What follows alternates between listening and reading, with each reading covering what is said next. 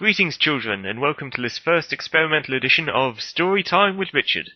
Each weekend I shall upload a dramatic reading of a story of utter tomfoolery written by yours truly. This shall continue until such a time as the percentage of condemning YouTube comments telling me to go away form an overwhelming majority, or until I go completely unnoticed by the YouTube community for a sufficient length of time. We'll see which happens first. Anyways, for your enjoyment, may I now relate the first of my unfortunate tales. I should warn you that it's a little on the graphic side.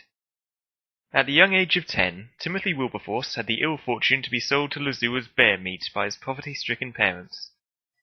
At the young age of 10 and 6 days, Timothy escaped and spent the next 7 years living in a cave, wherein he survived by eating weeds and fungus.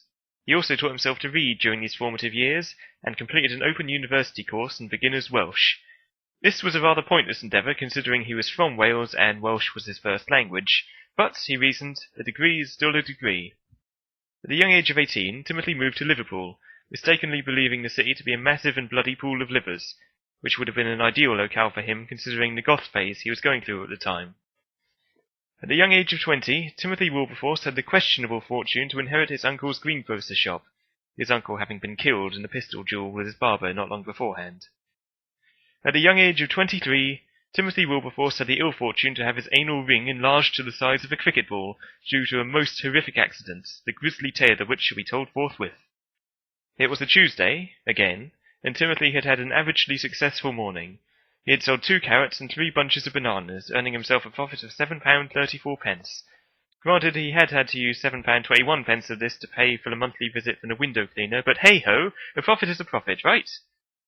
So, it was in cheery spirits that he received his next customer, a tall woman in a raincoat who politely inquired if he might fetch for her inspection one of the 19 beetroots arranged in a curious style formation atop a high shelf. Certainly, spake Timothy, and with a whistle and sprightly step he fetched his uncle's old rickety ladder, used for reaching the high shelves and, on some occasions, to allow access to an elm tree outside, which provided a lovely view of Miss Gretchen Wilson's bathroom window. But that is another story.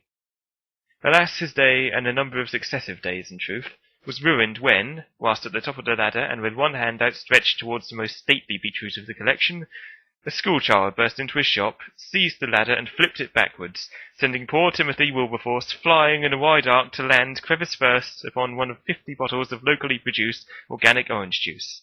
No added sugar or preservatives.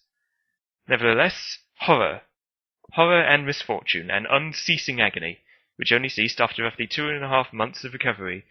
During this time, young Timothy was unable to sit down, and was reduced to the most pained, unmanly, hysterical shrieking with each number 2 he undertook. On the plus side, the child was soon apprehended by the local night watchman, who promptly put him to work sweeping the chimneys of G.L. Cooper & Sons Chicken Farm and Smelters Limited.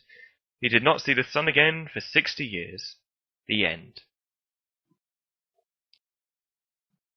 And there you have it. I hope you've enjoyed this momentary diversion, and hope as well that you'll grace me with your presence next weekend, wherein I'll tell you the frightful tale of Dreadlord Magpie, Terror of Europe. Until then, fare thee well.